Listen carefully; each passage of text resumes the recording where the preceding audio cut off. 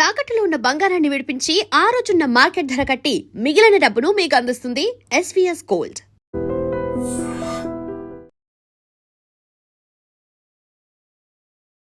నమస్కారం, మీరు చూస్తుంది ఐ డ్రీమ్. నేను మీ కీర్తి. ఈరోజు నాతో పాటు జ్యోతిష్య రత్న జ్యోతిష చక్ర వైభవ నిపుణులు డాక్టర్ రాళ్ళపల్లి రవికుమార్ గారు ఉన్నారు. గురుగారితో నా ప్రస్థానం చాలా చిన్నప్పటి నుంచి ఈ రోజు ఐ డ్రీమ్లో మొట్టమొదటిసారి మళ్ళీ మీ అందరి కోసం. నమస్తే గురుగారు. నమస్కారం. సో ద్వాదశ రాశిలో భాగంగా వృషభ రాశి వారికి ఎలా ఉండబోతోందండి ఈ సంవత్సరం అంతా? తప్పకుండా అండి. వృషభ రాశి అనగానే మనకి కృత్తిక 2, 3, 4 పాదాలు, రోహిణి 1, 2, 3, 4 పాదాలు, మృగశిర 1, 2 పాదాలు. ఈ నక్షత్రాల సమూహంతో మనకి వృషభ రాశిలోకి వస్తుంది. ఇప్పుడు ఈ వృషభ రాశి వారికి ఆదాయం, వ్యయం, రాజపూజ్యం, అవమానం ఒకసారి చెప్పుకుందాం. ఆదాయం వచ్చేసి 5, వ్యయం 14, రాజపూజ్యం 5, అవమానం 4. సో వృషభ రాశి అనగానే అధిపతి శుక్రుడు అండి. శుక్రుడు కళలకు కారకుడు. అందుకే వృషభ రాశి వారు చాలామంది చెక్ చేసుకుంటే ఎక్కువగా కళలు ఉండేందుకు అవకాశం ఉంది. క్రియేటివిటీ మెయిన్ క్రియేటివిటీ ఫీల్డ్లో ఉండడం కానీ, సో ఇవన్నీ కూడా కళలు అభ్యసించడం కానీ, కళలు రావడం కానీ ఇవన్నీ కూడా జరుగుతుంటాయి. ఇది కాకుండా చంద్రుడు ఉచ్చ స్థానంలో వృషభ రాశిలో ఉంటారు. చంద్రుడు మనస్కారకుడు, బుద్ధికారకుడు, మాతృకారకుడు. సో మెయిన్గా మనసు క్లీన్గా ఉంటుంది, బుద్ధి చాలా బాగుంటుంది. మెయిన్గా తల్లికి ఏ అనారోగ్యం ఉండదు, తల్లికి ఏ ప్రాబ్లం ఉండదు మేజర్గా. ఇది కాకుండా తల్లి అంటే ప్రాణం ఉంటుంది. అలాగే తల్లి యొక్క బ్లెస్సింగ్స్ 100% పరిపూర్ణంగా వృషభ రాశి వారికి ఉంటుంది. అందు గురించి అన్నమాట మెయిన్. కాబట్టి ఇది కాకుండా ఇందులోనే రోహిణి నక్షత్రం కూడా ఉంటుంది. సో మామూలుగా 27 నక్షత్రాల్లో చంద్రుడికి బాగా ఇష్టమైన నక్షత్రం రోహిణి అండి. అది మెయిన్ అన్నమాట. సో ఆ రోహిణికి కూడా మేనమావ గండం ఉంటుంది సాధారణంగా. అంటే రోహిణి అంటే ఇవన్నీ ఫిక్స్డ్ అండి. ఎందుకంటే రోహిణి నక్షత్రం కృష్ణుడిది అన్నమాట. ఎన్ని లక్షల కోట్ల మంది అనుభవించాల్సి. సో ఖచ్చితంగా మేనమావతో ఏదో ప్రాబ్లం ఉంటుంది అన్నమాట. ఆరోగ్యానికి సంబంధించింది. అలానే కాదు, గండం ఇన్ ద సెన్స్ రోహిణి నక్షత్రానికి ఆ మేనమావ నుంచి ప్రాబ్లం ఉంది కదా కృష్ణుడికి. అలాగే ఈ మేనమావ కూడా ఏదైనా ప్రాబ్లం ఉండడం కానీ, మేనమావ ఆల్రెడీ ఏదైనా ప్రాబ్లం ఉండడం కానీ ఇలాంటివి జరుగుతాయి అన్నమాట. ఎందుకంటే వాళ్ళంతా ఎవరైతే ఉన్నారో వాళ్ళంతా మహాత్ములు అన్నమాట. వాళ్ళ నక్షత్రం ఎఫెక్ట్ ఖచ్చితంగా వీళ్ళ మీద ఉంటుంది. అలా అని చెప్పి మెయిన్గా తల్లి యొక్క బ్లెస్సింగ్స్ 100% ఉండడం వల్ల వీళ్ళకి ఏ లోటు ఉండదు జీవితంలో. వీళ్ళు తల్లిని ప్రాణప్రదంగా చూసుకుంటూ ఉంటారు. కొంతమంది అంటుంటారు అన్నమాట, నేను ఇలా చెప్పిన పాయింట్ వాళ్ళని కూడా, సార్ మీరు ఇలా చెప్తున్నారు బాగానే ఉంది, మేము మా అమ్మాయిని ఇద్దాం అనుకుంటున్నాం, ఎంతసేపు తల్లి తల్లి తల్లి అంటే కనుక ఎలాగని నేను చెప్పాను. అది వేరే ఖచ్చితంగా. కర్కాటక రాశి కూడా అంతే. కర్కాటక రాశి కూడా చంద్రుడి స్వస్థానం. సో తల్లి అంటే ప్రాణం. ఎంతసేపు మీరు తల్లి అంటే ప్రాణం, తల్లితోనే ఎక్కువగా ఉండాలనడం, తల్లి బెస్ట్ అనడం, ఇవన్నీ అంటే కనుక మా అమ్మాయిని ఏం పట్టించుకుంటారని కొంతమంది అలా కూడా అడుగుతుంటారు. అదేలేండి. కానీ అడిగిన తల్లి కూడా ఆల్రెడీ ఇదే ఇంకో కొడుకు తల్లే కదా. సో అలా అనమాట. కాబట్టి అలా ఏముండదని దానిదే ఉంటుంది. కానీ ఇది ఉంటే అంటే మనకి బ్లెస్సింగ్స్ ఇంపార్టెంట్. కానీ ఇదివరకు రోజుల్లో గురుగారు తల్లిని బాగా చూసుకుంటున్నారంటే ఆడవాళ్ళకి రెస్పెక్ట్ ఇస్తాడు, భార్యను కూడా బాగా ఇప్పుడు తల్లిని బాగా చూసుకున్న వాళ్ళు కానీ, తల్లికి బాగా రెస్పెక్ట్ ఇచ్చిన వాళ్ళు కానీ ఖచ్చితంగా వైఫ్ని 100% బాగా చూసుకుంటారు అని నమ్మకమే పూర్వంతం ఉంది కదా. ఇది ఒక రోజులో రాలే కదా, ఒక 1000 సంవత్సరాల నుంచి వచ్చింది.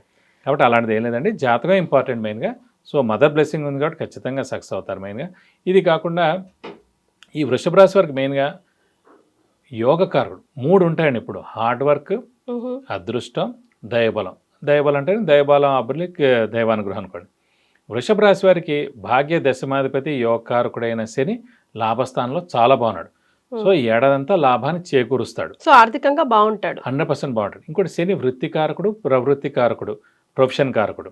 సో జాబ్ ఎక్స్ట్రాడనరీగా ఉంటుంది అన్నమాట. జాబ్లో చేసేవాళ్ళు ఎవరైనా సరే. సో నిరుద్యోగులు ఉద్యోగం రావడం, ఉద్యోగస్తులు ప్రమోషన్స్ రావడం, నేమ్ అండ్ ఫేమ్ ఉండడం, బాస్ నుంచి మన్నన పొందడం, అలాగే ఫారెన్ టూర్ విజిట్స్ అసైన్మెంట్ ఉండడం, ఇవన్నీ కూడా జరుగుతాయి. అది కాకుండా శ్రమ, కాలం, ధనం వ్యర్థం కాకుండా ఉండడం, అవసరానికి డబ్బులు సమకూరడం, రావాల్సిన బాకీలు వసూలు అవడం, షూరిటీస్ పెట్టవచ్చును, స్పెక్యులేషన్స్ కలిసి వస్తాయి, మధ్యవర్తిత్వం వహించవచ్చును. సో అలాగే ఇవన్నీ కూడా జరుగుతాయండి. వాళ్ళకి ఆర్థికంగా బాగుంటుంది, ఉద్యోగం బాగుంటుంది. అలాగే మనం వ్యాపారస్తులు కూడా పట్టిందల్లా బంగారం అని చెప్పుకోవచ్చు. మీరు రాహుకేతుల బలం బాగుంది, ఇటు శని బలం బాగుంది. ప్రస్తుతం జూన్ 1వ తారీఖు దాకా గురుబలం కూడా బాగుంది. సో ఇప్పుడు ఎవరైతే అవివాహితులు ఉన్నారో వాళ్ళు ఖచ్చితంగా జూన్ 1వ తారీఖు లోపల గట్టిగా ప్రయత్నించాలి వివాహం కోసం. ఎందుకంటే మనకి వివాహ సమయం అనేది గురుబలం జూన్ 1 దాకే ఉంది. సో మీరు గట్టిగా ప్రయత్నిస్తే ఖచ్చితంగా వివాహం అవుతుంది. ఇంకోటి ఏంటంటే మెయిన్గా ఈ ఐ డ్రీమ్ ప్రేక్షకులకు చెప్పేది ఏంటంటే, అందరూ అంటుంటారు ఏంటండి ఇవి చెప్పేవి జరగట్లే అని. 2వ స్థానంలో ఉన్న మన రాశి నుంచి 5వ స్థానంలో ఉన్న, 7వ స్థానంలో ఉన్న, 9వ స్థానంలో ఉన్న, 11వ స్థానంలో ఉన్న గురువు వివాహం చేయాలి, సంతానం కలగాలి, ఉద్యోగం రావాలి, వ్యాపారం కలిసాలి. నేను ఒక్కటే చెప్తున్నానండి మెయిన్గా, జాతకం ఎంత బాగున్నా, గోచారం ఎంత బాగున్నా, మీరు రెడీగా, మనస్ఫూర్తిగా రెడీగా ఉండాలి. నేను వివాహానికి సిద్ధంగా ఉన్నాను, నేను వివాహం చేసుకోదలుచుకున్నాను అని మీరు సిద్ధంగా ఉన్నప్పుడే వివాహం. లేదా కనుక ఈ ప్రతి 12 సంవత్సరాల్లో ఈ 5 సంవత్సరాలు ఇలా మిస్ అయిపోతూనే ఉంటుంది మేడం. మీరు రెడీగా ఉన్న రోజున, గోచారం యాడ్ అయిన రోజున ఖచ్చితంగా వెంటనే పెళ్ళి అవుతాడు. పేరెంట్స్ ఫోర్స్ చేస్తే మీరు వద్దు వద్దు అనుకుంటే అది వద్దన్నట్టే అవుతుంది. ఎప్పుడు కూడా నెగిటివ్ అనకూడదండి. పిల్లల్ని చూడండి అమ్మా, ఈ ఏడాది అనుకో వద్దు అనుకుంటున్నాడు, ఎప్పుడు వద్దన్నారో అది వద్దనే ఉంటుంది. వివాహం చేసుకో అమ్మా, వివాహం చూద్దాం అమ్మా అని అన్నారు అనుకోండి, ఇప్పుడు వద్దు ఇంకా తొందరనే. మీరు ఎప్పుడైతే మనం చూద్దాంలేండి, సరే చూడండి అని అంటే చాలండి. అవి అనంతసేపు ప్రొలాంగ్ అయిపోతుంది. పాజిటివిటీ కంపల్సరీ, ఎంత జాతకం బాగున్నా కూడా కంపల్సరీ. ఇక వృషభ రాశి వారికి ఆరోగ్యం పరంగా ఎలా ఉంటుందండి? ఆరోగ్యపరంగా చాలా బాగుంది. ఎందుకంటే శని ఆరోగ్యకారకుడు, ఆయుష్కారకుడు కూడా అండి. మెయిన్ ఆయుష్కారకుడు శని అండి. అందుకే జాతకంలో ఫస్ట్ పుట్టంగానే శని ప్లేస్లో, అందుకే అన్నారు పుట్టంగానే వాళ్ళు చూసేది అందే మెయిన్గా బాలారిష్ట దోషాలు ఉన్నాయి లేదా అంటే 9 గ్రహాలు కూడా ఒక్కొక్క స్థానంలో వాళ్ళు ఉండకూడదు అన్నమాట. ఆ స్థానంలో వాళ్ళు ఉంటే కనుక ఆరోగ్య సమస్యలు, అలాగే మెయిన్గా ఆయుష్ సమస్యలు వస్తాయన్నమాట. అందుకే పుట్టిన బిడ్డకి చూసేది మెయిన్గా బాలారిష్ట దోషాలే. సో అలా శని ఆయుష్కారకుడై, శని అస్సలు బాగాలనుకోండి వెంటనే శనికి రిలేటెడ్ అన్ని రెమెడీస్ చేయిస్తారన్నమాట. కాబట్టి ఖచ్చితంగా ఈ శని మెయిన్గా మనకి లాభస్థానంలో ఉన్నందుకు ఆరోగ్యం అత్యద్భుతంగా ఉంటుంది, ఆయుష్ కూడా చాలా బాగుంటుందని చెప్పుకోవచ్చు. సో వృషభ రాశి వారికి ఉద్యోగం పరంగా, వ్యాపారం పరంగా, ఆరోగ్యం పరంగా అండ్ వివాహ పరంగా కూడా, వివాహపరంగా, సంతానపరంగా ఎవరు అనుకున్నా కూడా ఇప్పుడు గట్టిగా ట్రై చేస్తే కన్సీవ్ కూడా జూన్ 1 లోపల అయిపోవచ్చు. అది ఇంకోటి మెయిన్ పాయింట్ చెప్పదలుచుకున్నది ఏంటంటే మెయిన్గా అండి, ఎవరికైనా ప్రపంచంలో సంతానకారకుడు గురువు అండి. అలాంటి గురువు అనుకోకుండా 12 సంవత్సరాలకు ఒకసారి 1 సంవత్సరం పాటు ఉచ్చస్థానంలోకి జూన్ 2వ తారీఖు నుంచి వస్తున్నాడు. సో ఈ సమయంలో ఎవరైనా సరే కన్సీవ్ అయినా లేకపోతే పిల్లలు పుట్టినా కూడా అత్యద్భుతం అన్నమాట. ఎందుకంటే మళ్ళీ 12 సంవత్సరాల దాకా గురువు ఉచ్చులో రాడు. గురువు ఉచ్చులో వచ్చాడంటే బై బర్త్ నుంచి టిల్ లాస్ట్ బ్రెత్ దాకా దైవబలం, దైవానుగ్రహం పరిపూర్ణంగా ఉంటుంది. డబ్బుకి ఎప్పుడు లోటు ఉండదు, వివాహం బెస్ట్ వాళ్ళతో అవుతుంది, మంచి సంతానం కలుగుతుంది. ఈ పిల్లో పుట్టంగానే ఈ సంవత్సరం కాలంలో ఈ జూన్ 2వ తారీఖు నుంచి నెక్స్ట్ జూన్ లోపల తల్లిదండ్రులకు వెంటనే కలిసి వస్తుంది. ఇప్పుడు చిన్నపిల్లాడు పుట్టాడు, వాడికి బోల్డ్ యోగాలు ఉండొచ్చు, వాడికి వెంటనే ఉద్యోగం రాదు కదండి. వెంటనే ఫాదర్ కానీ మదర్ కానీ వెంటనే పెద్ద ప్రమోషన్ రావడం, శాలరీ హైక్ రావడం, ఒక ఇల్లు కొనడం, కారు కొనడం, ఏదో ఆస్తి కలిసి రావడం, ఇవన్నీ జరుగుతాయి అన్నమాట. కాబట్టి ఖచ్చితంగా ఎవరైతే సంతానం లేరో వాళ్ళు ఖచ్చితంగా ప్లాన్ చేయండి. ఎంత అంటే కొంచెం కష్టం అనిపించినా, అయితే ఆర్థికంగా తక్కువగా అనిపించినా, అయితే ఇంకోళ్ళని కనాలవుద్దని అనుకున్నా కూడా మీరు ఆపకండి. ఎందుకంటే ఈ గురువు ఉచ్చ అనే సమయం మళ్ళీ రాదు, 12 సంవత్సరాల దాకా రాదు. సో అందుకే ఆధ్యాత్మికంగా కానీ దైవపరంగా కానీ ఖచ్చితంగా చాలా బాగుంటుంది.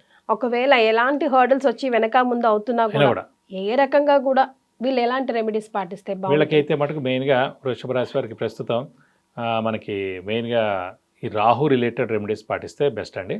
అమ్మవారిని ఎక్కువగా పూజించడం, ప్రతిరోజు వీలైతే అమ్మవారి అష్టోత్తరం ఏదైనా చదువుకుంటే మంచిది. వీలైతే ప్రతి శుక్రవారం ఏదైనా అమ్మవారి టెంపుల్కి వెళ్ళి 40 ప్రదక్షిణాలు చేస్తే మంచిది. ఎప్పుడైనా అమ్మవారికి అభిషేకంగా అర్చన కానీ చేయించుకుంటే కనుక మీకు అన్ని విధాలా మంచి చేకూరుతుంది. రావుకి సంబంధించి ఏం చేయొచ్చు అంటారు? అంటే రావు శాంతి పూజల అంటే మనకి అమ్మవారి అంటే ఇప్పుడు లక్ష్మీ అష్టోత్తరం, దుర్గా అష్టోత్తరం, సరస్వతి ఏదో ఒక అష్టోత్తరం రోజు చదువుకోవడం, ఏదైనా అమ్మవారి టెంపుల్కి వెళ్ళి 40 ప్రదక్షిణాలు శుక్రవారం చేయడం, ఎవరికైనా ఎప్పుడైనా సరే అభిషేకం కానీ అర్చన కానీ అమ్మవారికి చేయిస్తే కూడా చాలా మంచిది, మన పేరు గోత్రనామాలతోటి. సో వృషభ రాశి వారికి పట్టిందల్లా బంగారం లాగా ఉంది ఈ సంవత్సరం అంతా. మంచి చేయాలని, మంచి జరుగుతుందని మనస్ఫూర్తిగా కోరుకుందాం గురుగారు. ధన్యవాదాలు. నమస్కారం.